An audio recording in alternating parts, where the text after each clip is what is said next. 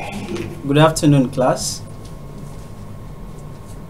My name is Alogla Monday, and I will be taking you elementary mathematics 1, we call it MTH111. We'll be considering binomial expression and theorem. It's just a continuation of the previous lecture on set theorem.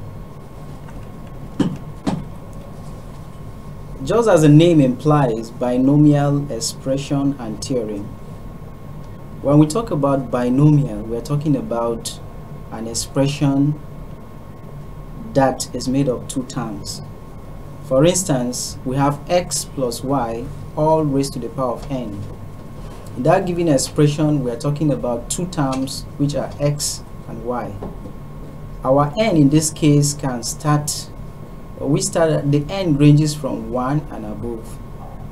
Now we discover that this very kind of expression can be easily simplified when n is within the range of a finite digit. But when n becomes very large, negative, or even a fraction, we find it difficult to simplify such expression.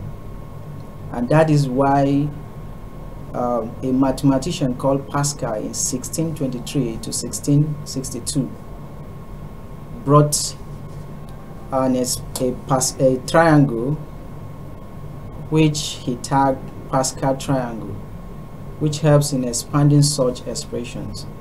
Now if you look down here, we have a triangle, and this triangle is made up of the coefficients of expressions. Now from my left, you will see that we have an expression of 1 plus x all raised to the power of 0. Now anything in mathematics raised to the power of 0 is the same thing as 1. And if you look over here, you will notice that we have 1 here. And that is to tell you that the coefficient of this given expression is 1. Again, if you look at this other expression down, we have 1 plus x all raised to the power of 1. If you expand that, you will discover that we are going to have 1 plus x. The coefficients of those two terms is just 1 and 1. Similarly, 1 plus x all raised to the power of 2, if you expand that, we are going to have 1 squared plus 2x plus 1 plus x squared. And if you factor out all the coefficients, you will discover that we have 1, 2, and 1. At the end of the day, from this given triangle, it is possible to generate the next row by the previous row. Let's say, for instance, we have the coefficient of 1 plus x all raised to the power of 4. When expand, we have 1, 4, 6, 4, and 1. And for me to find the coefficient of this given expression, let's assume it is 1 plus x all raised to the power of 5. I have here, which is 1. We're going to have 1 here. Then 1 plus 4, we're going to have 5. Which means the second term in this expression have a coefficient of what? 5. Then the next one is 4 plus 6, which is 10. Which means the next term is having a coefficient of 10. The next one will be 6 plus 4, which will give us what? 10. And that is the coefficient of the next term.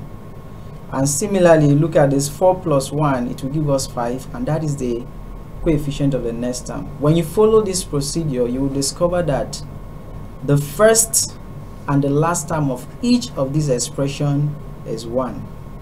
And at the end of the day, we have what we call the Pascal triangle. Now we want to see how we can use the Pascal triangle to expand a given expression. Now here we have example. We said expand the following using Pascal triangle. Now the first one there is x plus 1 all raised to the power of 2. The second question there is x plus y all raised to the power of 4. The third question there is 3x plus 2 all raised to the power of 6. Now let's start with the first question there, which is A. We're actually given something to work on, and that is x plus 1 all raised to the power of 2. But for us to apply Pascal triangle in solving this given problem, we first of all need to bring out the coefficient of anything raised to the power of 2 from the Pascal triangle. And if you go back to the Pascal triangle, when we have 1 plus x raised to the power of 2, we have the coefficient as 1, 2, and 1. And that is why we have this coefficient 1, 2, and 1. Now there's something you need to notice when you are dealing with Pascal triangle.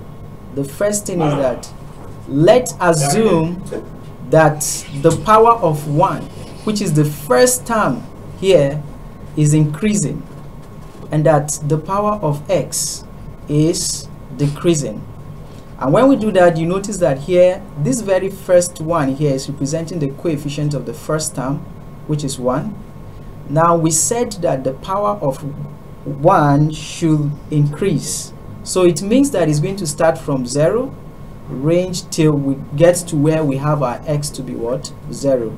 So that is why we have 1 raised to the power of 0 times x raised to the power of 2. This 2 here is representing the highest power of the expression we are dealing with, plus 2. This 2 is the coefficient of this given what expression here from the Pascal triangle. Then our x, the power of x is decreasing. You notice that initially it was 2, here it becomes 1. Then the next term will now be 1, which is the coefficient, times 1 raised to the power of 1 times x raised to the power of 0. And when this is being simplified, at the end of the day, we discover that we have what? X squared plus 2x plus 1. And we have succeeded in expanding this given expression using Pascal triangle.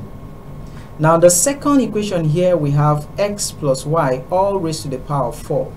The coefficient from Pascal triangle, we have 1, we have 4, we have 6, we have 4, and 1. Again, we have to assume that the power of y is increasing and x is decreasing. Now when you substitute all this, we have 1, which is the first coefficient, x raised to the power of 4. We said that the power of x is decreasing, so the power of x will start from 4.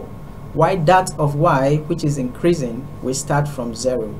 And now the next one will be 4 times x raised to the power of 3, y raised to the power of 1, plus 6 times x raised to the power of 2, y raised to the power of 2, plus 4 times x raised to the power of 1, y raised to the power of 3, plus 1 times x raised to the power of 0, y raised to the power of what? 4.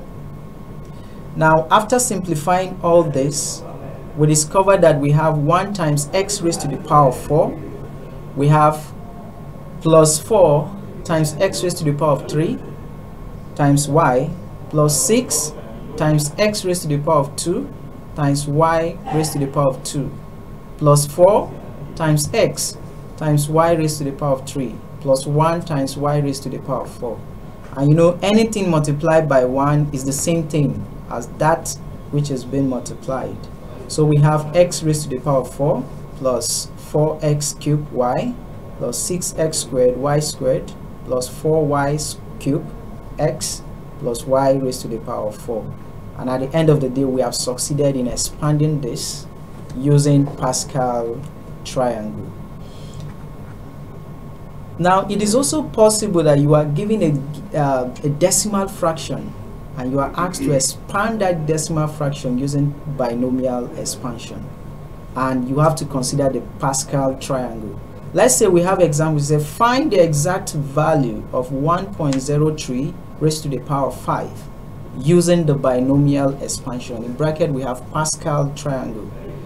Now the first thing to do, we have to find a means or another way of writing 1.02 raised to the power of 5. Now in another way, we can write this to be 1 plus 0.02 raised to the power of what? 5, where 1 is the first term and 0.02 is the second term. Again, we have to go back to the Pascal triangle and get the coefficients of an expression that is raised to the power of 5. And if you look at it in the Pascal triangle carefully, you will discover that the first term is having a coefficient of 1 rather, Then we have 5, 10, 10, 5, and 1. But what we have to do now, we have to make an assumption of which of this term will increase and which one will what? Decrease. And what we have here, we are assuming that the power of 0.02 is increasing and that of 1 is decreasing, which means that the power of 1 will start from 5 and that of 0.02 will start from 0.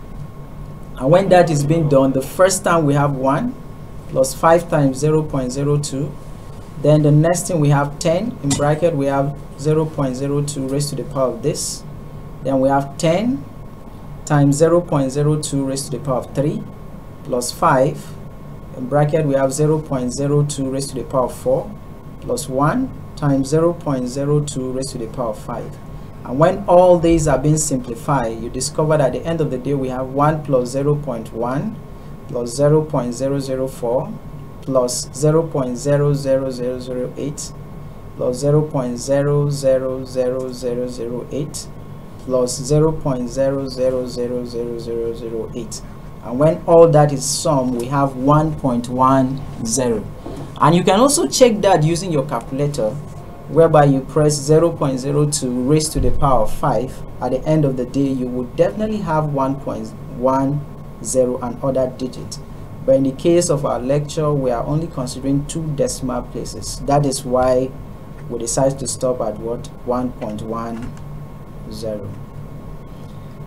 Now, all what we have been doing has to do with numbers that are not large, numbers that are not fractions, and numbers that are not negative, the powers. But now when it comes to numbers that are positive, very large, and that some of them are fractions, how do we go about it? Mathematicians sat down and came up with what we call the binomial theorem. Now we're going to consider binomial theorem for n a positive number. Now for us to carry out expansion using the Pascal triangle for large n, it may not be easy. Thus the need for a more general form of expansion to achieve this. So we desire a formula for the coefficient of x raised to the power of r, which is denoted as n combination r. What you see here is another way of writing n combination r. Our n is talking about the highest power of the given expression, while r is just talking about the terms. And our r always starts from 0 till where we stop. Now, this n combination r, we can express it as n factorial divided by n minus r all factorial times r factorial, where our r starts from 0, 1, 2 up towards n. Now the n factorial itself, we can express it as n bracket open n minus 1, we close that, we multiply it by n minus 2 continuously till we get to a point where we will have 3 times 2 times 1. Now for instance, I want to find 3 factorial. 3 factorial simply means 3 times 2 times 1. Now it means that the value of 3 is going to be decreasing by 1 and it will be multiplying itself. And 3 times 2 is 6 times 1 is still 6. So if I ask and I say what is 3 factorial, I expect you to tell me that it is what? 6, because 3 times 2 times 1 is the same thing as what? 6. Now I want us to note that when we have expressions such as x plus y all raised to the power of n, it is possible to write it like this. I believe you can see what I'm pointing at on the screen. If you can see here, we have n combination r times x raised to the power of n minus r times y raised to the power of n, where r is equal to 0, 1, 2 up toward n. Now let's take an example to illustrate all these things we have been explaining since.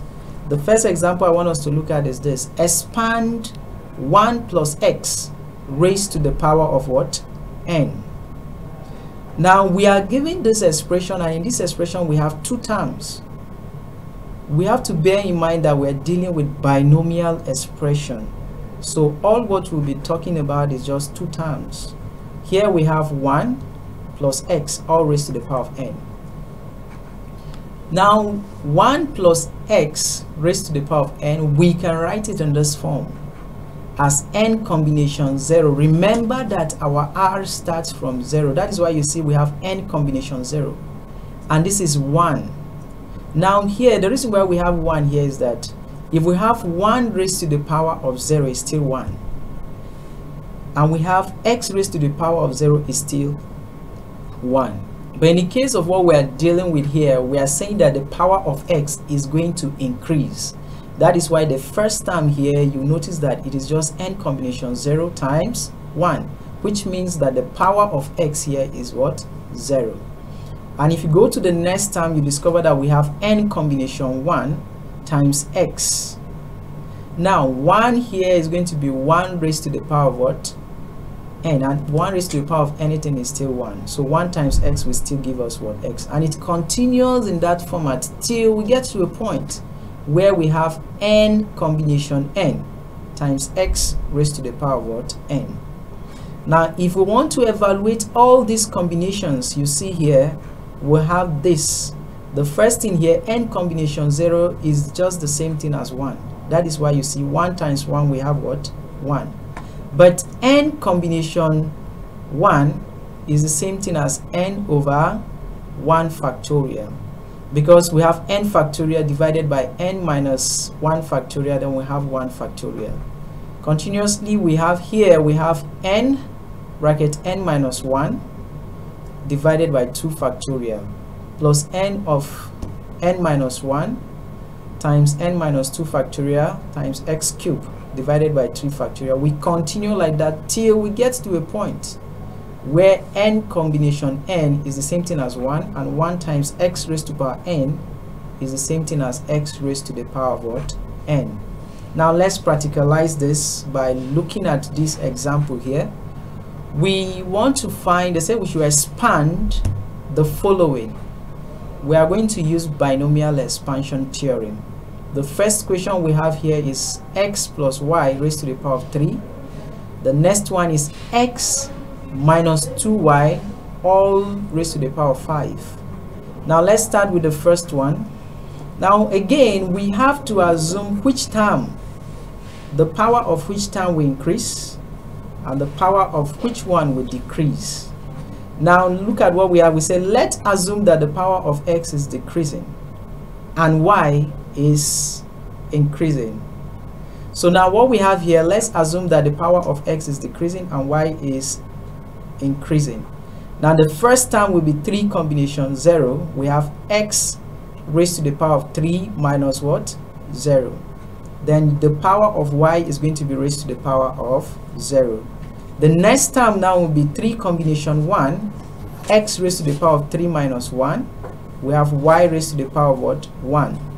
Plus 3 combination 2, x raised to the power of 3 minus 2, y raised to the power of 2, plus 3 combination 3, x raised to the power of 3 minus 3, and y raised to the power of what? 3. If you look at it carefully, you will discover that the power of x is decreasing, while the power of y is what? Increasing. Then the next line, the next rule here, if you look at it, after evaluating this, your y raised to the power of 0 is 1, x raised to the power of 3 minus 0 is x raised to the power of 3. And that is why we have 3 combination 0, x raised to the power of 3, plus 3 combination 1, x raised to the power of 2. Because 3 minus 1 is 2. Y raised to the power of 1 is the same thing as y. Plus 3 combination 2 times x times y squared, because 3 minus 2 will give us x and y squared is still y squared. 3 combination 3 times y cubed, because x raised to the power 3 minus 3 is the same thing as what? 1. And then the next row, we have to evaluate all this combination. we have to find what these combinations are representing, and that is why the first time here we have 3 factorial, then we have divided by 3 minus 0 factorial times 0 factorial, and then we multiply it by x cubed, plus 3 factorial divided by 3 minus 1 factorial, 1 factorial. We have x squared times y. It continues like that. And when you evaluate all this, you will discover that at the end of the day, this one here, 3 combination 0, is the same thing as saying 1. And that is why we have x cubed. Here we have plus 3x squared y plus 3x y squared plus y cubed. Now let's consider the second question. The second question said x minus 2y raised to the power of 5. Here what we are expressing here is that what we want to do here, we want to show the difference between when you are expanding something that has to do with addition and when you are dealing with a term that has to do with what? Negative number or that. Now if you look at what we have here, we have x minus 2y. Now the second term is minus 2y, not plus 2y, and that's just the difference between the first example and this one we're about looking at. Now what we have here, we are saying that let's assume that the power of x is what? Decreasing, and that the power of minus 2y is increasing. Now what we have here, if you substitute that into that formula of the binomial theorem which we have explained earlier, you will discover that the first term becomes 5 combination 0, x raised to the power 5 minus 0 times minus 2y all raised to the power of 0. And the next term is going to be plus 5 combination 1, x raised to the power of 5 minus 1 times minus 2y raised to the power of 1. It continues like that till we get to a point where we have plus 5 combination 5, x raised to the power of 5 minus 5 times minus 2y all raised to the power of what? 5. After simplifying what we have here, we'll discover that we have 5 combination 0, x raised to the power of 5 plus 5 combination 1, x raised to the power of 4 times minus 2y. It continues like that till we get to a point where we have plus 5 combination 5, x raised to the power of 0 times minus 2y all raised to the power of what? 5. And simplifying all these given combinations, at the end of the day we have x raised to the power of 5 minus 10 x raised to the power of 4 times y plus 40x cubed times y squared minus 80x squared times y cubed plus 80x times y raised to the power of 4 minus 32y raised to the power of what? 5. Now the next example we're looking at is still talking about binomial expansion, but what the question is saying is said find the first 5 terms of the expansion of 1 minus x all raised to the power of 10 in ascending powers of x, and we are expected to use the results to find the value of 0.95 all raised to the power of 10 and correct it to 5 decimal places. So now the procedure is still the same thing, but it's just that the question is asking us that all what we are doing, it should be in ascending power of what? X, which means that the power of this x should be increasing. They don't want it to decrease. It should start from 0, 1 up to the 5th term, and that's what they ask us to do. So the first thing we are going to do, the assumption there is already given, but we need to also know that what is given, we have to make use of it. If you decide to start from x, making the power of x to decrease, you are actually going against what they ask you to solve. So the first thing is just 10 combination 0 times 1 raised to the power of 10 minus 0 times minus x.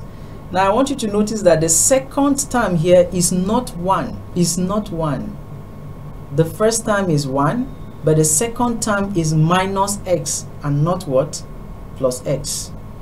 Now you have to take note of that. Is very, very important, because if you decide to use plus x, you are not solving what you are expected to do. And similarly, when you continue in that format, at the end of the day, we have to stop when our x is raised to the power of what? 5, because that is what the question is asking us to do. And when you simplified all these combinations and all what we have here, at the end of the day, we have 1 minus 10x plus 45x squared minus 120x cubed plus 210x raised to the power of 4 plus it continues like that. Now they said after you have succeeded in finding this, you are to what? Let's go back to the question again. They said, and use the result to find the value of 0.98 raised to the power of 10, and we are to correct it to what? 5 decimal places. Now we have to find a means or another way of writing 0.98, and for us to write it in another way is the same thing as saying 1 minus 0.02 all raised to the power of 10, and that is another way of writing 0.98. So now if you look at it, the first term is still 1, but the second term, which is our x in the other equation, is the same thing as what? Minus 0.02.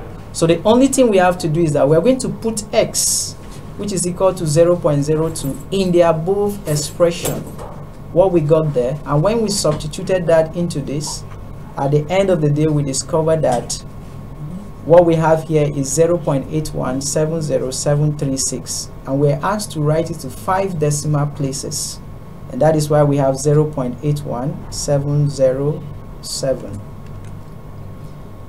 Now we have exercises here that you have to do. You, on your leisure time, you go through them, work on them, and keep practicing.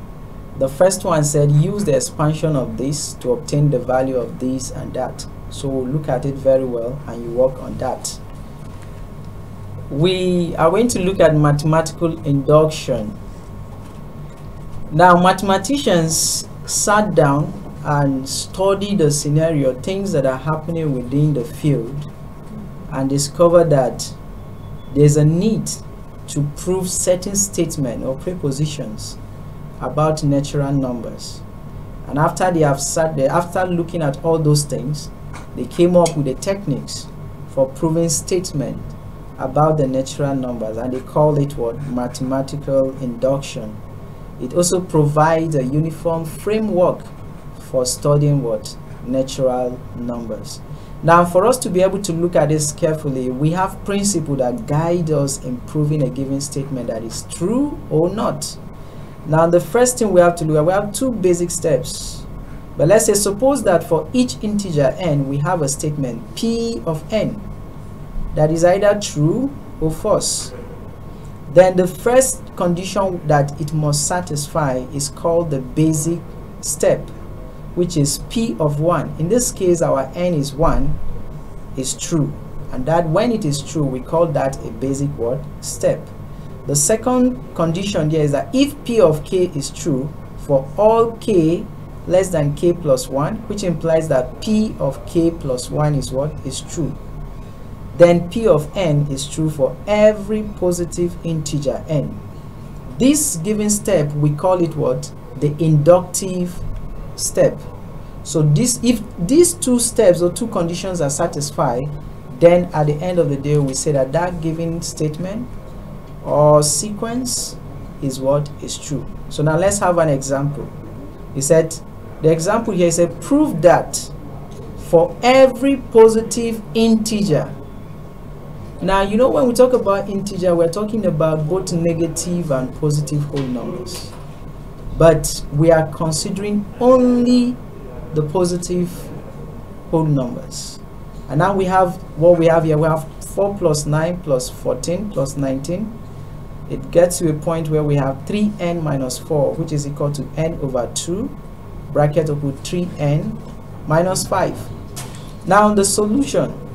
Now for us to solve this, they ask us to prove. So we have to show that the basic step is satisfied, and again we have to show that the inductive step is also what? Satisfied. So first of all, let's look at the basic step. Now we're going to assume some things, and as we go on, more explanation will come. So now let's say let P of n be the assertion that this given expression is equal to this. Now we have to test when our n is equal to 1. Let's say for n equal to 1, 3n minus 4 is equal to n over 2, bracket open 3n minus 5. We are going to call this equation 1. If you look at it very well, we are calling it what? Equation 1. Now if I replace n here by 1 and I simplify, I discover that I have minus 1 equal to minus 1. And if I divide both sides by minus 1, at the end of the day, I discover that I have 1 is equal to 1. Which means that the left hand side is the same thing as the right hand side. Therefore, P of 1 is true for the basic steps, which shows that the basic step is satisfied. And at this point, we need to push further to look at the inductive step. And that is why we have to make some assumption too. Let's say let n be equal to k. Then equation 1 becomes what? 3k. Wherever we see n in equation 1, we substitute k for n. And that is why we have 3k minus 4, which is equal to k over 2, bracket open 3k minus 5. We call this one equation what? 2. Now what we're going to do, we said from the left hand side of equation 2. Now the left hand side of equation 2, if you look at it very well here, is the same thing as 3k minus 4. We are going to substitute k by what? K plus 1. So wherever I see k here, I'm going to replace it by k plus 1. That is why you see the next line, you see we have left hand side is equal to 3 of k plus 1 minus 4. And when you open this bracket, at the end of the day, you discover that we have 3k minus 1. Then we call this one equation what? 3. We said add equation 3 to both sides. We are going to add this very equation 3 here to both sides of equation 2. Then when we do that, we have 3k minus 4 plus 3k minus 1, which is equal to k divided by 2, bracket up with 3k minus 5 plus 3k minus 1. You discover that we added 3k minus 1 to both sides. And we focus on the right hand side. We simplified everything here. If you look at it very well, this k over 2, it's when we find the LCM on this side, it is 2. So that is why you see this k is multiplying everything here. That's why we have k of 3k minus 5 plus 2. This is 6k minus 2. And that is how we have this. At the end of the day, after we simplified everything here, we discover that this is equal to what? 3k squared plus k minus 2 divided by 2. Therefore, the assertion is true for any positive integer n, which means we have succeeded in proving that that given statement is true. And now for us to go further, we have other exercises that you have to look at. We said prove that for every positive integer n, the following are what? True. The first one, we have 1 plus 3 plus 5 plus, we have 2n minus 1 equal to n squared. Follow the same procedure and work out all these exercises so that when we come in our next class, we'll go through them. Then, if possible, if there's questions you need and there are areas you need clarification, you can do yourself good by typing, sending in comments so that I can look at them and make answers available to you. And once again, thank you for listening and bye for now.